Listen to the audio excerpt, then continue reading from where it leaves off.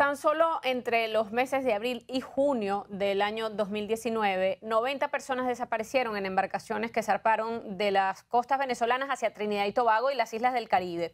Los casos permanecen impunes, los familiares denuncian que detrás de estos supuestos naufragios, la realidad sería una red de tráfico, de trata de personas que estaría aprovechando la necesidad de quienes se ven forzados a emigrar para utilizarlos de esta manera. Lo hemos tratado en distintas ocasiones, incluso desde que se tuvo la información de la primera embarcación que naufragó. La semana pasada, casualmente, conversamos con el padre de una de las víctimas y hoy, para ampliar sobre este tema, ya no desde el punto de vista directo de las víctimas, de los dolientes que tienen que pasar este drama de no saber dónde están sus familiares, no saber dónde están los cuerpos de sus familiares, si están con vida o no. Para esto nos acompaña Nerly Torres, es defensora de derechos humanos, en especial de los derechos de la mujer, y presidenta de la Fundación Blancanieves Sierra, quien presentará ante la OEA un informe que documenta cada uno de estos casos. Una importante investigación que han levantado. Nerly, que ha estado con nosotros acá en el estudio. Ahora estamos pues en confinamiento. ¿Cómo está? Te saludamos. Hola Mariana, bueno, qué lamentable que cada vez que tengamos que hablar sea para un tema tan delicado como es el tráfico y trata de seres humanos en Venezuela. Estos casos de Trinidad y Tobago, del el naufragio de estas islas, del supuesto naufragio, ha sido pues muy escandaloso porque los familiares tienen la certeza del momento y el estado físico y de salud y emocional en el que salen sus familiares, pero luego no tienen respuesta de que hayan llegado a las costas de Trinidad y Tobago. Y nosotros hemos conversado acá, Nerly, de verdad, incluso con gente en la isla, en Trinidad y Tobago, que nos hablan de la participación y de la complicidad de las autoridades de Trinidad y Tobago en esta red, lo cual hace aún mucho más escabrosa la situación. Me gustaría el diagnóstico que han hecho, por favor, la estadística que tienen sobre esto. Bueno, Mariana, buenas noches. Es bastante lamentable, nosotros fuimos contactadas en el mes de febrero por los familiares de las personas desaparecidas en Huila. Nos llamó muchísimo la atención porque inicialmente estábamos trabajando exclusivamente con los casos de Huila. Sin embargo, pues nuestro trabajo es investigativo y comenzamos a contactar a los familiares de los desaparecidos en Falcón. Y nos dimos cuenta que los casos tienen un hilo común. Son redes que anteriormente se dedicaban solamente al narcotráfico y que ahora se dedican al delito de trata y tráfico de personas. ¿Cómo lo sabemos? Por los informes entregados por los familiares y por las investigaciones que hemos realizado a través de los artículos de prensa.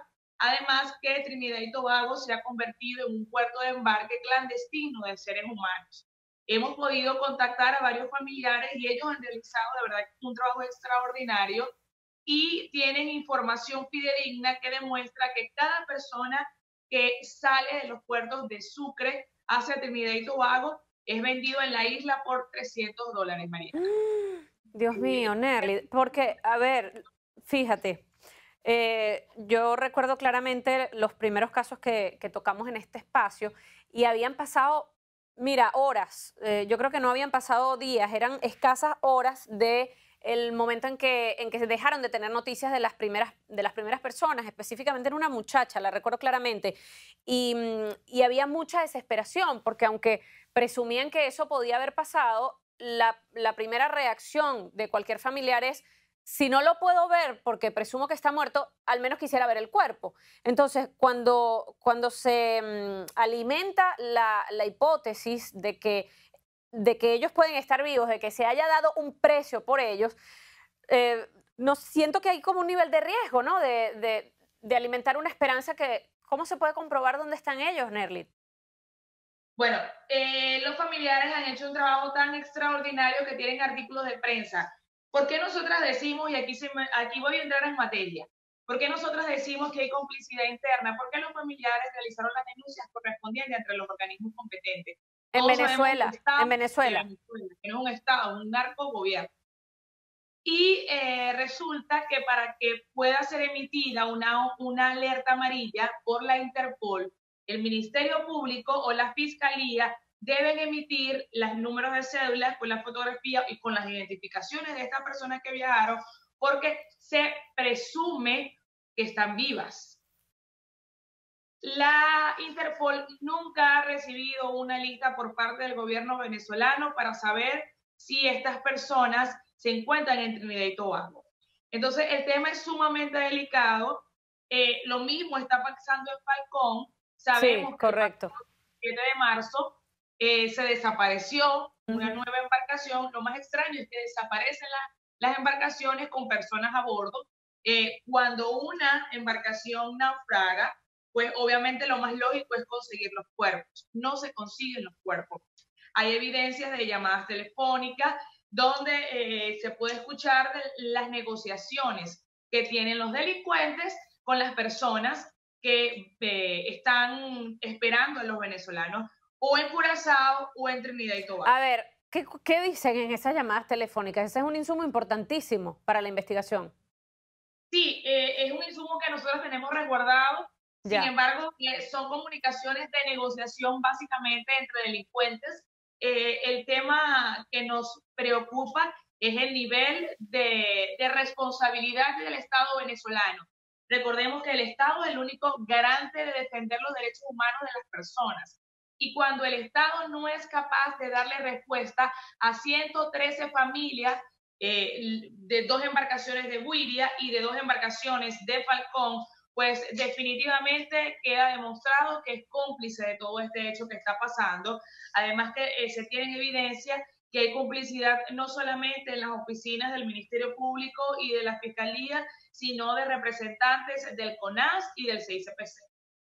Dios mío, voy a hacer una pausa, Nerlit, para que hablemos un poco más de la participación de las autoridades, porque hablas de complicidad, pero complicidad ¿en qué grado? O sea, podemos presumir que las autoridades venezolanas están orquestando, porque uno entiende que hay negligencia, ya uno lamentablemente está acostumbrado a convivir con un sistema de justicia que es absolutamente ineficiente. Otra cosa es que los organismos de justicia son los promotores y los orquestadores de una red de tráfico de personas.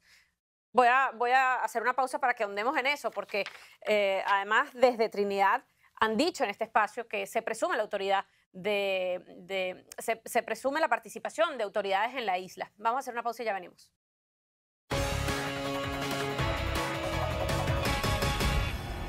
Ok, continuamos con Nerly Torres. Nerly, si podemos ser un poco más específicas, cuando hablamos de complicidad, ¿hay elementos que indiquen que autoridades venezolanas forman parte de esa red de trata de personas? Bueno, Mariana, cuando varios familiares fueron a colocar las denuncias correspondientes, la respuesta por parte de las autoridades era que sus hijas estaban bien y que seguramente se habían escapado con algún compañero. No tomaron en cuenta la denuncia de los familiares. Es Dios. decir, sabemos que en Venezuela la flagrancia dura 72 horas. La primera niña que desaparece, que es la hija de la señora Ana Arias, que por su integridad y es menor de edad, una joven de 16 años, que ahorita tiene 16 años, pero que en ese momento tenía Lo 15. recuerdo claramente, lo recuerdo claramente. Creo que llegamos a conversar con ella incluso, creo que fuera del aire. Nanda se debe Ella acordar. fue quien nos contactó a nosotras como organización. Ok. Eh, Ella estaba a las 10 de la noche en su casa durmiendo y una amiga de toda la vida le tocó la puerta porque quería que le devolviera una cartera que le había prestado. La muchacha tenía la cartera en la casa de su abuela a 2 cuadras venezolanas de su casa. La mamá con el temor igual la dejó ir con estas 2 muchachas, sin embargo más nunca la volvió a ver. Ella salió de la Con el embarcación. temor, con el temor porque ya esto forma parte en estos pueblos, en Huiria, por ejemplo, una muchacha sale de noche y ya hay incluso la preocupación de que pueda ser captada por una de estas redes y llevada a las islas. Sí, Estamos a ese porque nivel. en un converso con alguno con las personas de Wiria, no hay Estado, no hay ningún tipo digamos, de justicia en Wiria. Digamos, funcionan y operan bandas sin ningún tipo de control, ¿no? Por parte de las autoridades. Y ella salió en la embarcación Yonaidi el 23, es decir, que ella estuvo desde el 16 hasta el 23 escondida por estos delincuentes en Wiria. No conforme con eso, la señora logra comunicarse con su hija y la hija le manifiesta que quiere estar con ella, pero que tiene que cancelarle a esas personas que la tienen $200 porque le compraron ropa, le cambiaron el color de cabello y le arreglaron las Dios. uñas. Ahí comenzó todo el drama de la señora Ana cuando ella va a las autoridades, que denuncia todo esto que está pasando, pues simplemente las autoridades le dicen, bueno señora, según las celdas del teléfono de donde usted está recibiendo las llamadas, la muchacha se encuentra en Guiria. Entonces usted lo que tiene es que su hija está escapada con un noviecito o con unas Increíble, amigas, cosas del muchacho. increíble, increíble. Bueno, esa sería la excusa, ¿no? La manera en la que estaban justificando la inacción. Exactamente, exactamente. Claro, claro. Ahora, háblame por favor, Nerly, de las gestiones para elevar esto a los organismos multilaterales y porque no sé si específicamente sobre el tema de trata de personas, pero la alta comisionada de derechos humanos ha hablado mucho de cómo la pandemia ha elevado las tasas de feminicidios y de otros indicadores que evidentemente han empeorado con el confinamiento, pero se puede aprovechar estos llamados de atención para que esto se eleve al más alto nivel. Es lo que estamos haciendo. Cuando nosotros comenzamos a trabajar con el tema, nos preocupamos porque había silencio. Fue lo primero. Yo me siento en la computadora a revisar y digo, no puede ser posible que hayan 113 personas desaparecidas y yo no, o sea, no haya informaciones, no hay autoridades. Inmediatamente lo que hacemos como periodistas, porque yo soy periodista de carrera, comencé a llamar a algunos contactos periodistas, de colegas, vamos a hacer unas campañas, vamos a sensibilizar a la población sobre lo que está pasando en Venezuela y fue el primer paso. La primera fase fue sensibilización y mostrarle al país lo que está pasando, como lo hicimos hace 2 años con el caso de las personas y las mujeres en el Zulia. En la segunda fase era reunirnos con autoridades, dígase, abogados, especialistas en materia de derechos humanos y diputados de la Asamblea Nacional. Y yo esto quiero resaltar, porque siempre nosotros como organización buscamos el aval de los diputados de la Asamblea Nacional, porque es el único ente democrático que se encuentra en Venezuela y ellos pueden colaborar a nivel internacional con los informes que periódicamente realizan en sus diferentes comisiones a que el trabajo que hacemos como ONG pues tenga mayor valor ante estos órganos internacionales, díganse Organización de Estados Americanos o Organización de Naciones Unidas. Ayer tuvimos reunión con el magistrado Pedro Troconis, la diputada Mariela Magallanes, la diputada Liz Carolina Jaramillo, la diputada Yajaire Forero, el embajador de Malta y la embajadora del Reinado de Andorra, que es colaboradora de la Corte Interamericana de Derechos Humanos. Además de un Ya, panel de defensores de derechos humanos y de abogados especialistas en el tema. claro. En síntesis, Mariana, fue una reunión que se extendió por 2 horas y media. En síntesis, todos en conjunto vamos a elaborar un informe para ser entregado tanto en la Organización de Estados Americanos como en la Organización de Naciones Unidas, para poder visibilizar todo el tema que está pasando. Ok, Y hemos porque, visto que porque luego ¿cuál de la sería? campaña que hemos realizado, Ujú. ellos han tenido mucho más apoyo, que es el trabajo que nosotros estamos realizando. Claro, porque elevar esto a estos organismos multilaterales, ¿qué expectativa tendría, Nerly? Porque obviamente la presentación de un informe siempre va a ser el punto de partida para el diagnóstico, para que las autoridades entiendan de qué estamos hablando, dónde estamos parados, cuál es el riesgo y cuál es la situación actual de las víctimas. Pero siendo honestos, ¿cuál sería su aspiración luego de presentar ese informe? ¿Qué podríamos esperar? ¿Qué cambios? ¿Qué acciones? Nosotros, para poder elevar a nivel internacional un informe denunciando la situación de Venezuela, tenemos que demostrar que agotamos todas las vías jurídicas en el país, con pruebas. Ya tenemos pruebas, ahora vamos a realizar los informes correspondientes. Este proceso se tarda porque obviamente los organismos internacionales van a pedir más pruebas. Claro. Nuestro objetivo es demostrar que el gobierno venezolano no colabora con las investigaciones de trata y tráfico de personas y que es posible que estén colaborando con todos estos grupos delictuales. Porque si sabemos que son un gobierno que son considerados y dirigidos por narcotraficantes, no nos queda la menor duda pues que estén dedicados a este delito muchos de los responsables y muchos Wow. de quienes dirigen hoy el país. Wow. Qué fuerte, Nerlida. Ahora, de acuerdo al avance de las investigaciones que han realizado, ¿cuántas personas en total han desaparecido? Bueno, ese número es imposible, exactamente no lo tenemos.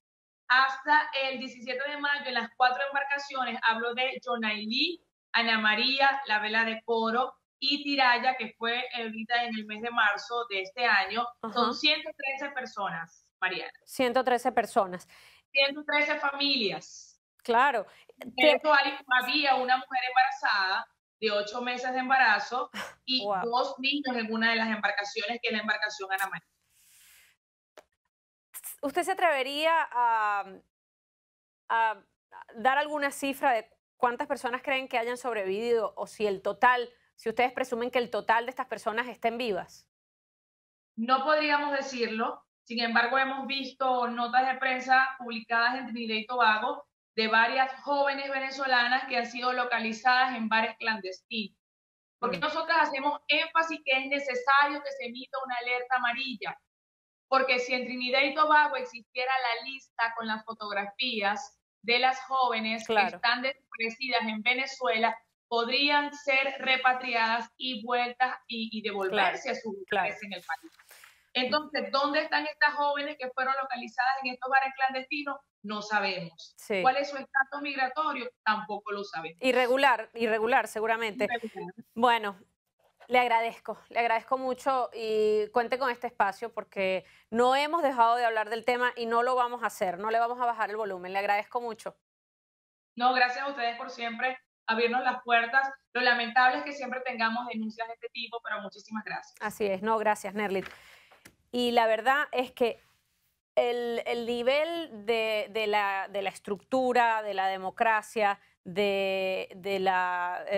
los saludables que estén las instituciones en el país, eso es directamente proporcional al trato que reciben los migrantes venezolanos. Y ya tenemos mucho tiempo documentando esto. Y en el caso de Trinidad y Tobago, ha sido muy evidente que los migrantes venezolanos han llevado de los peores capítulos, de los peores episodios allí por el trato de sus autoridades.